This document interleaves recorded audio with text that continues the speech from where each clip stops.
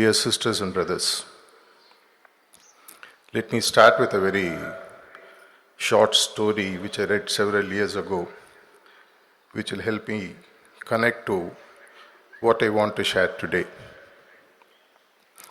Once Lord Krishna was walking along with sage Narad, and they went to a village. This village was full of robbers, thieves, and bad people.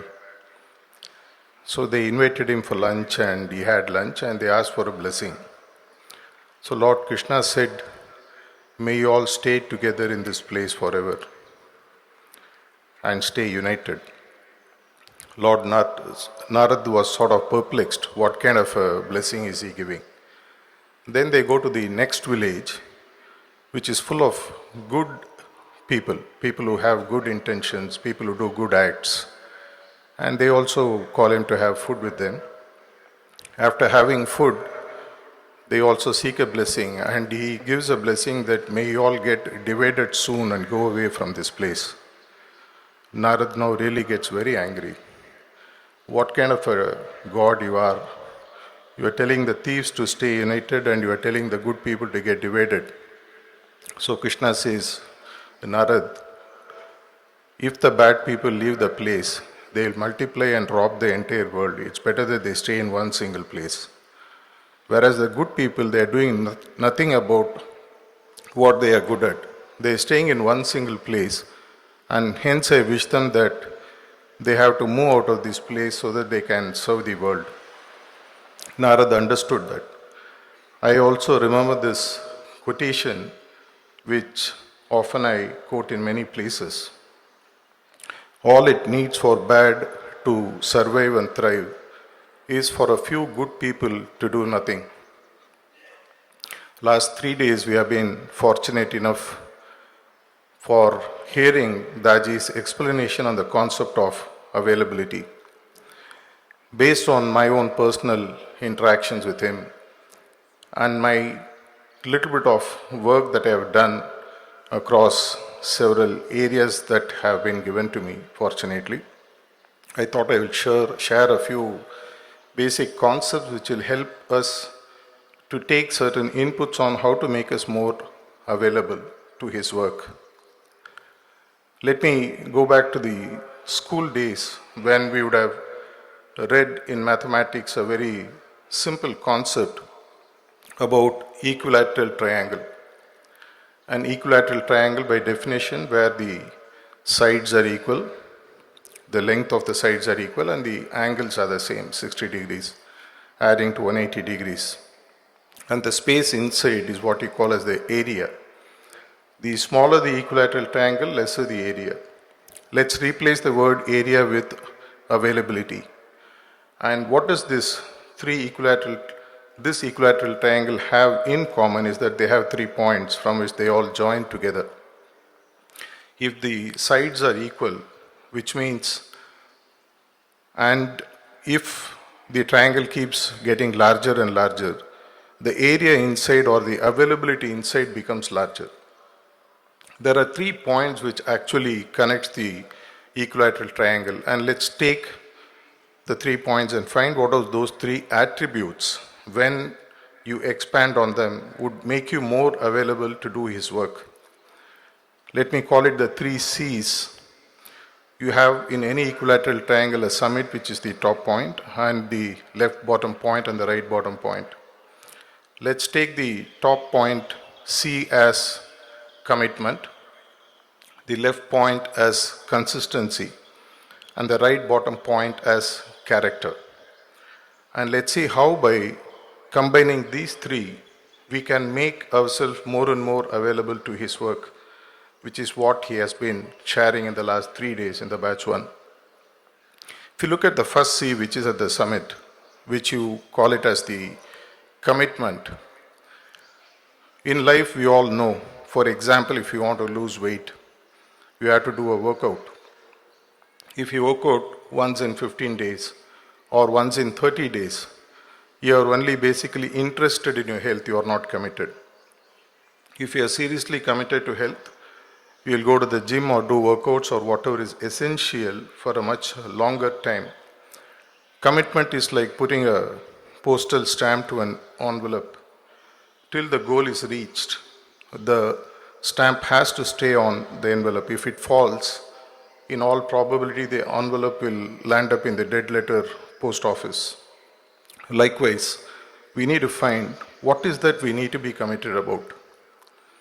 In my view, personal view, specifically having spent time with Chariji Maharaj and fortunately spending time with Daji since 93, one thing I've understood is commitment is to the goal. Once, many years back, Daji gave a talk here in this hall where he mentioned that set the goal in such a way that achieving that one goal, every goal in this world can be achieved. Which means what Maxim 3 tells us, set the goal as the highest. So commitment to goal is the first step that I would look at. The larger the goal, the larger the size of the triangle, and hence larger your availability.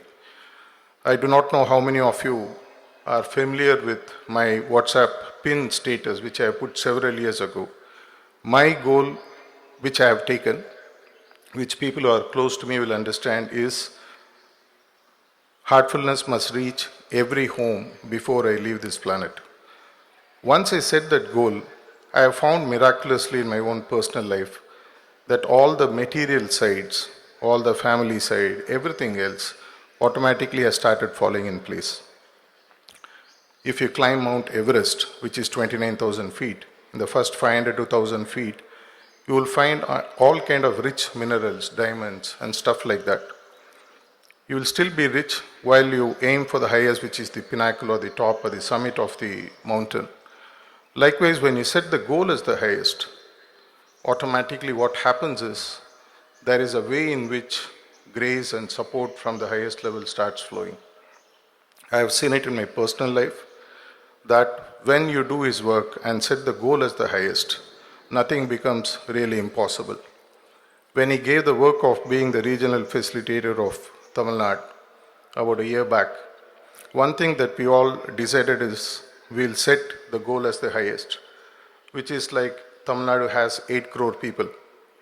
And we said that within about 2 to 3 years, we'll ensure that all these 8 crore people get to know about what heartfulness is. And if possible, take those 3 sittings and become heartfulness practitioner. To such an extent, you stop anywhere and ask anyone on the road, do you know about heartfulness? They will have to say yes. They might not be practicing, but they will at least say yes.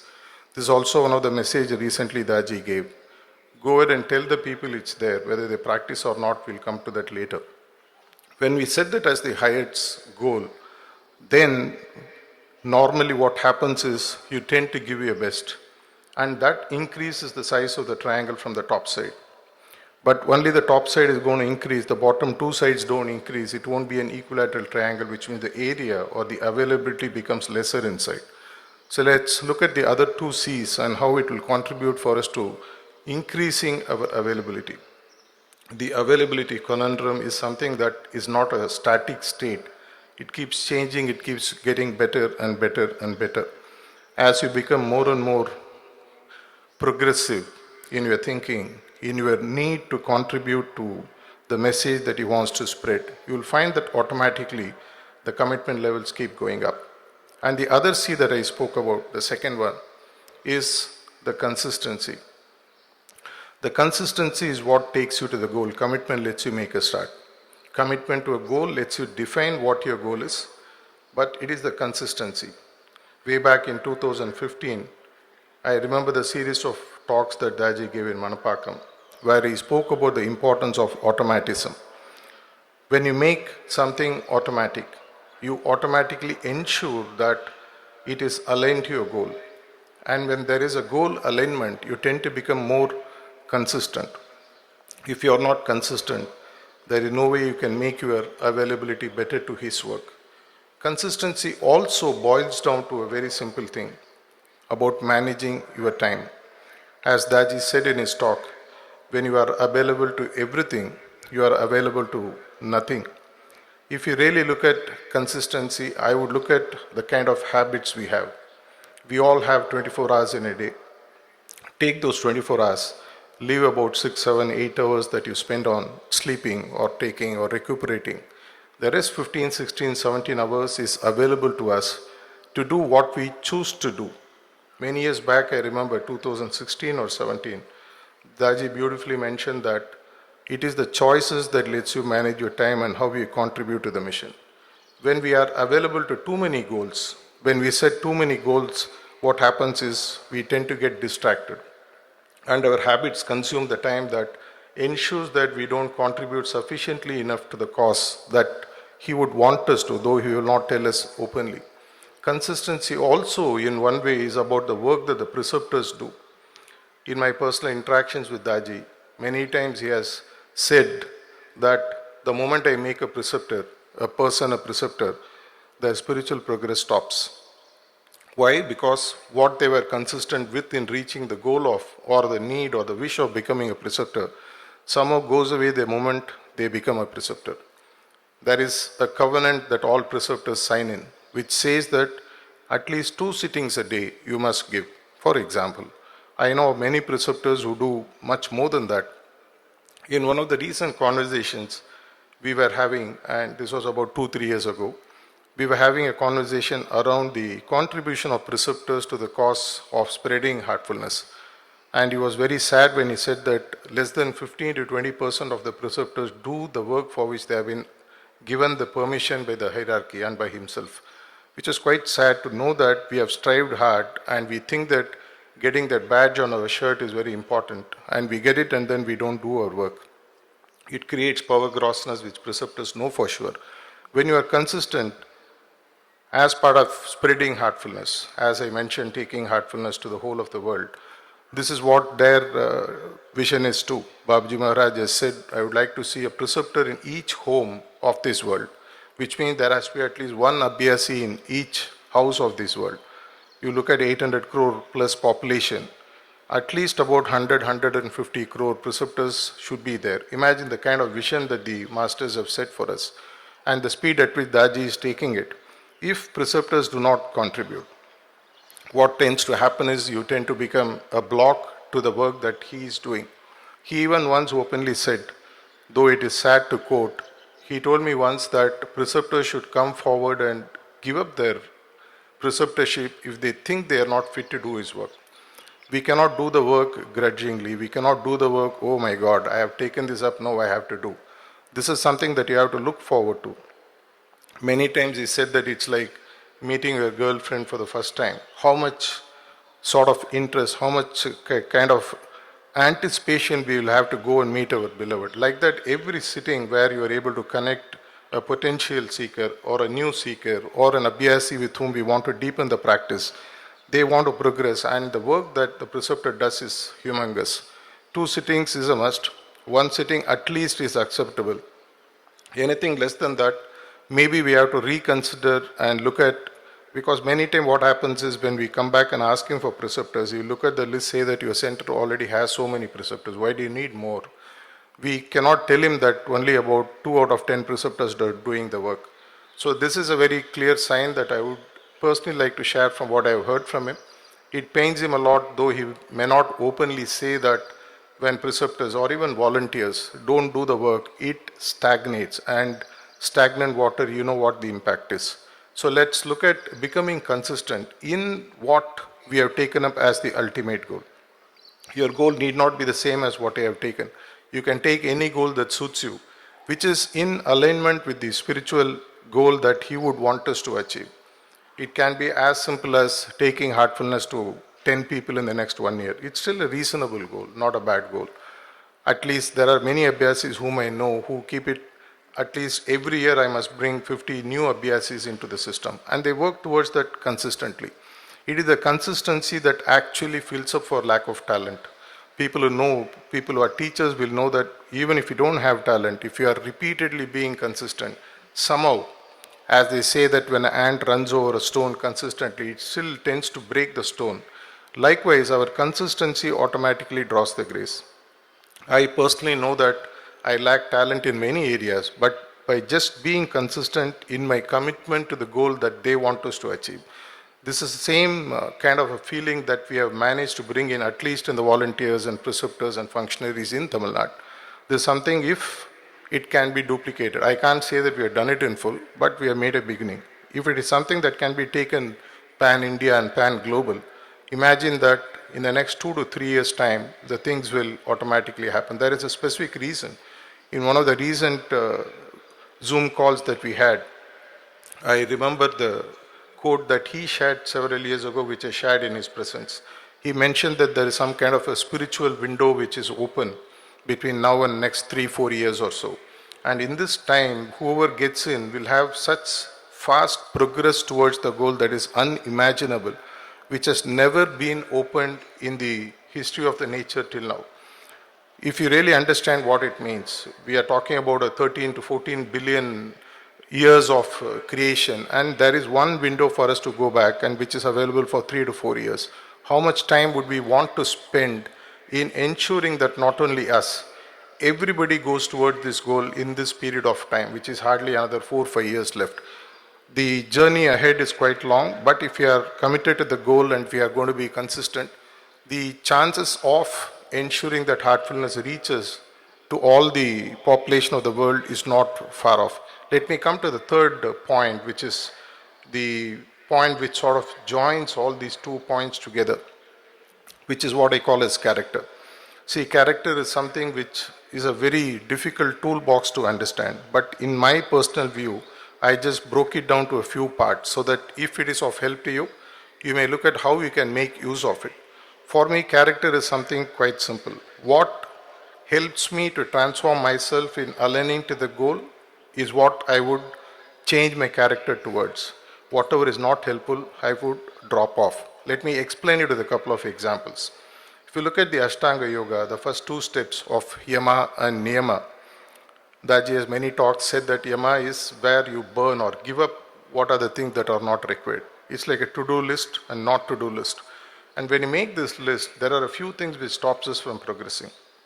As he painfully mentioned in his talk, we even tend to question the wisdoms of the masters. We even tend to question the choices that they make. We even tend to question why is master saying like this? Why is he talking only to so and so and things like that. When you look at Niyama or Yama for that matter, I would only look at 2 things that we need to burn, which very clearly boils down to 2 biases that we are all born with and we continue to grow. The first is what we call as the cognitive bias. The second is what I would call as the emotional biases.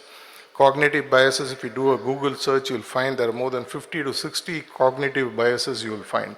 If you can start giving up, cognitive bias basically comes from our ability to think. Instead of discriminating, we just think and prejudge and then jump into certain suicidal well from out of which we are never able to walk out of. If we are able to introspect, which is what dharana and pratyahara is about, and give up those cognitive biases. Emotional biases are our tendency to connect with people we know, the tendency to hate people we don't like, the tendency to discriminate people based on color, religion, caste, sex, and things like that. Fortunately for humans, we all know what our cognitive and emotional biases are. If we ensure that we lighten the burden of our journey towards the goal that he wants us to, please ensure that you burn those biases, which is the Yama part. If you look at the Niyama part, it is about a few to-do list. Let me give a very simple thing for volunteers or abhyasis who would like to participate in this great journey of heartfulness throughout this world. To start with, set aside 15-20 minutes a day, a fixed time, which will bring an automatism. In this time, I will do something for spreading the message of heartfulness. It can be as simple as practicing the 4 intentions, the 4 suggestions and the 3 intentions that he has shared with us. If we just practice that and send out that as a vibratory sort of a field around us, we will find that more and more people start getting attracted. Because many times when people speak about character, this question has come up in several discussions I've had with volunteers.